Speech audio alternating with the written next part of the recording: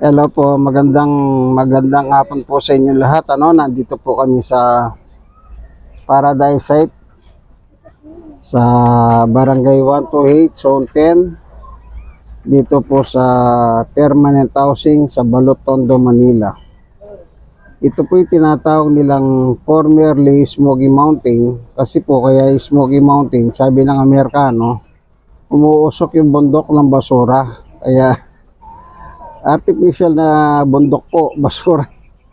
Kaya umuusok, kaya tawag ng Amerikano, Smoky Mountain. Po, ngayon, meron po kami sinasagawang Bible study.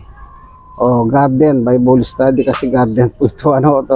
Tingnan nyo po, ipakikita ko lang sa inyo. Wala po kami sa loob ng tahanan. Ito po.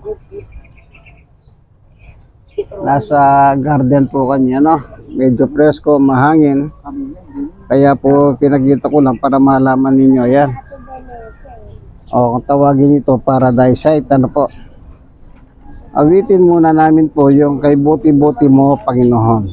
Yan, 1, 2, 3. Kay buti-buti mo Panginoon, sa lahat ng oras, sa bawat araw, ika'y laging tapat kung magmahal. Iyong kaway pawalang hanggan. Pinupuri, sinasamba ka, dakilang Diyos at Panginoon. Tunay nga ika'y walang katulad, tunay nga ika'y di nagbabago. Mabuting Diyos na sa amin nagmamahal. Kay buti-buti mo Panginoon, sa lahat ng oras, sa bawat araw, ika'y laging tapat kung magmahal. Iyong kaway pawalang hanggan. Pinupuri, sinasamba ka, dakilang Diyos at Panginoon.